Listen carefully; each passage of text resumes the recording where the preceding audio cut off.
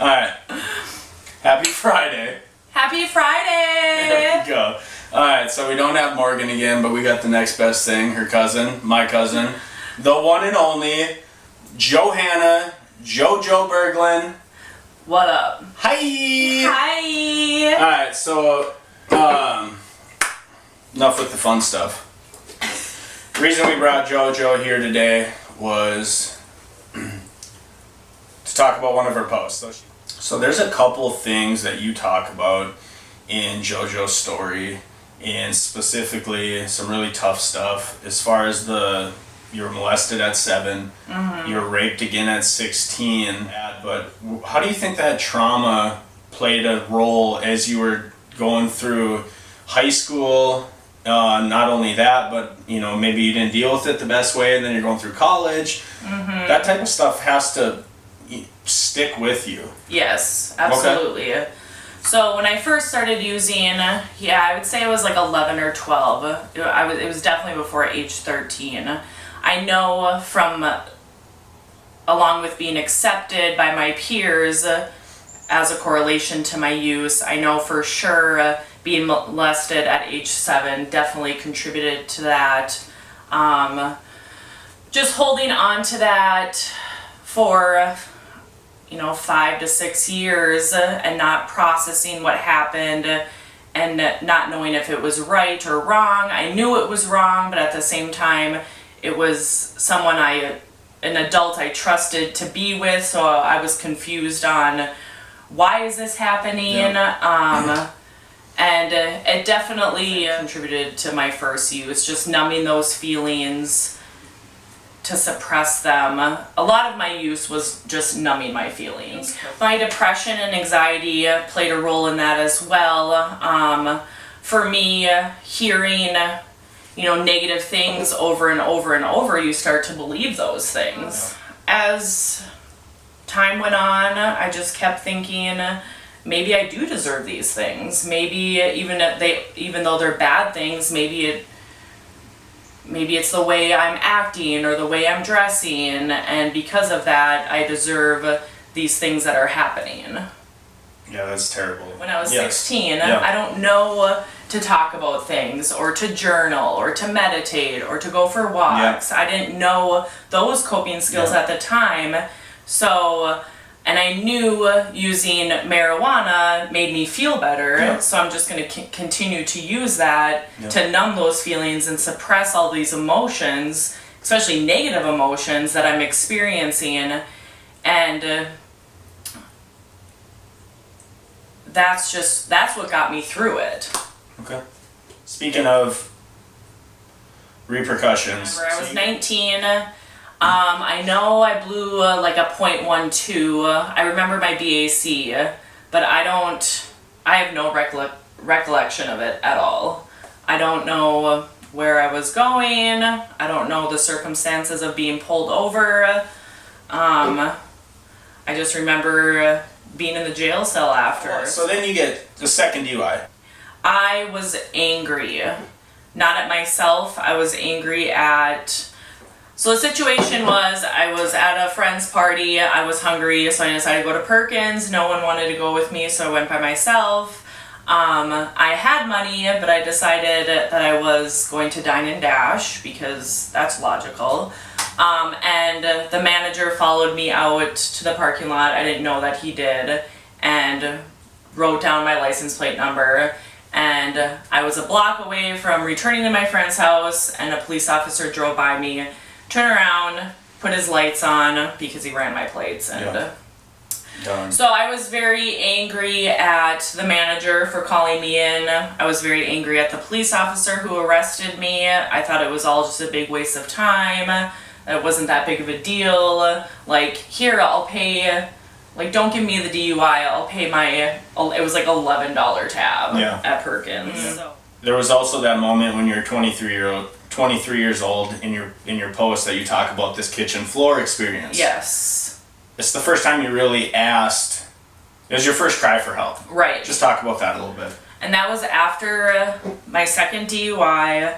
It was my birthday. I was extremely intoxicated, sitting on my friend's kitchen floor, and what did they get me for my birthday? A 175 of Captain Morgan. I mean, that's what my birthday gifts were alcohol. Yeah. I mean, that's sad.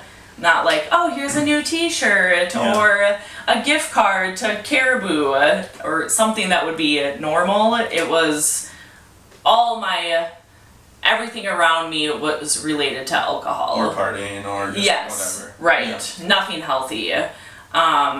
So I remember opening up that bottle and I just started crying because I was like, really, this is what they're gonna get me, is a 175 of Captain Morgan. And I just looked up. I was sitting on the floor and they were standing up, and I asked them, and this was like 6 o'clock at night. It wasn't even like 2 in the morning or anything. And I asked them if they thought I had a drink or a problem with my drinking, and they both said no. Of course not. So, and I knew deep down I did. I was also 23. I didn't want to stop partying. I didn't want to stop that lifestyle at that time. Even though I knew it was toxic, and I knew I probably was going down the wrong path, I didn't want to stop. So I would say at age 25, I was drinking from the moment I woke up to the moment I went to bed, or AKA passed out. I would get up in the middle of the night and take shots because I didn't want to start going through withdrawal. I started seeing the Grim Reaper probably 8 months before I got sober. It occurred almost every night. He would stand on, well, I'm guessing it's a man, but it would stand on the left-hand side of my someone bed. That terrible could be a man. True. He had the cloak on, couldn't see his face, and he had the... Scythe. Is that what that's called? And he was holding it, and I would just close my eyes and I would pray to God just to take me every single night. I'm like, I just can't do this anymore. I just want to be done. I don't want to feel all these feelings I'm feeling anymore. I didn't want to continue to drink, but I didn't know how to function without drinking. And I was just tired of being tired, like they say, and it was awful. The last 8 months of my drinking was pure hell. And I wrote in one of my articles about I wasn't living, I was just surviving. And being, after a couple of years of being sober, I realized that. And it's sad.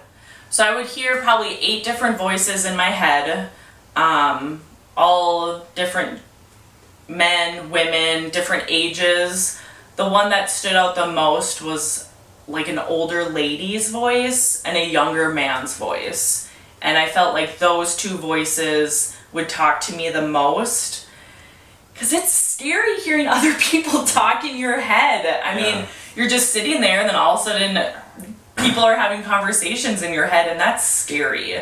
And they would have conversations with one another, and they would have conversations with me, and they would tell me things like, you're a piece of shit, you don't account to anything, you're nobody loves you, nobody cares for you, why are you alive still? And that's when a scary place. That's when the suicidal thoughts got serious?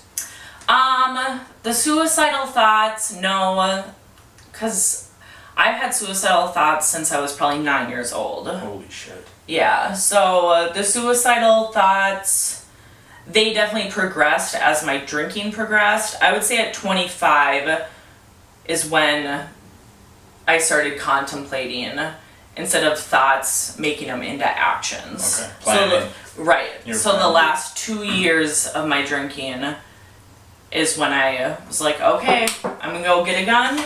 I knew where I was gonna get it. I knew where I was gonna do it. I knew what time. I mean, I had the whole thing. I was ready.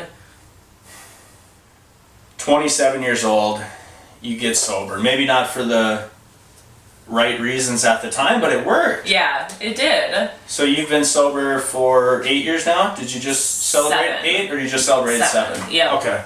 In July? July, yes. Okay. So you just celebrated 7 years. Little girl Jojo. And that's huge. You didn't necessarily do it for the healthiest reason. Right. You did it initially just to not get in trouble. Correct.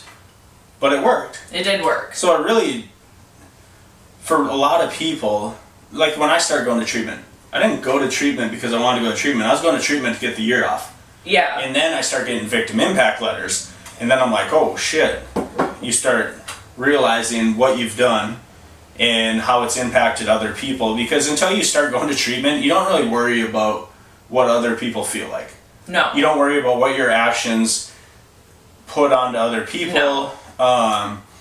But now that I've went to treatment, I think about these things and I start going through stuff with my friends, my family, my daughter. I'm able to actually step back and say, okay, how is this other person feeling? Which is nice. In addiction, that's never the case. No. All you think about is yourself. That's right. it. That's why we're getting high, is because we're either trying to take something away that we don't want to feel, or we're trying to feel something that we want to feel, and we think this is the solution. So just talk about that moment, 27, you get sober, just talk about that a little bit. So like Noah said, I didn't do it for maybe the most appropriate reasons. I was looking at 6 months in county jail, and I did not want to serve time in jail, so I went to court, and my court date got pushed back, and I didn't even know it got pushed back, so I went home and thought about ways I could avoid jail, or things I could do to look good for the judge when I did go to court, since I had a week time before my court hearing. And that's when the voices were really bad, and that's when I was sitting on the kitchen floor, literally pulling my hair out, hearing all the voices, and I was just bawling. And that's when I decided I'm just gonna go to treatment. I was getting evicted, I lost both my jobs, I lost my driver's license, they repossessed my car, all my belongings were just what I had in my bedroom, and I just threw my hands up pretty much and decided, well, if anything's gonna look the best for going to court, it's treatment. It's treatment. So I did, and I'm very grateful I did. I'm very grateful for the counselors I had. I'm grateful for their recommendations and for me being willing and open to follow the recommendations. My plan was to go to treatment for a couple months, go to a halfway house, and then control my drinking, because that's possible when you're an alcoholic. But I didn't, and I'm grateful I didn't. I followed their recommendations to continuing with residential treatment. I completed all treatment programs successfully, and I had about 10 months of treatment back to back to back, which I'm very grateful for. I don't think I would be sober if I would have had that much treatment. If you wouldn't have? Yeah. Absolutely. So, just to wrap it up, so thank you, Jojo, for coming on here. I appreciate it. I'm sure the readers and followers appreciate it as well. And I think the big takeaways are, whatever reason it is that you're deciding to get help, it doesn't matter. No. What's important is that you're giving it a chance. And even if it doesn't take the first time or the second time or the third time, you gotta keep trying. Yep. Because you never know when you're gonna have that aha moment when it all changed and when it all makes sense. Right. So just keep in mind, your mindset is gonna change. If you keep doing something and keep working at something, eventually something is gonna take.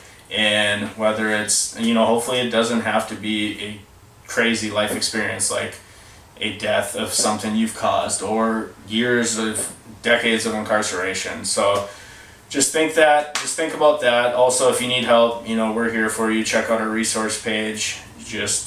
I hope, you continue to get stuff from our stories that we share. That's the reason we do it. Yeah. And not only does it help us therapeutically, but it hopefully helps someone else that won't have to hopefully go down the same path we did. So, absolutely. All right, well, that's it for this Friday. I hope you guys enjoyed it, and cheers. Bye. Bye.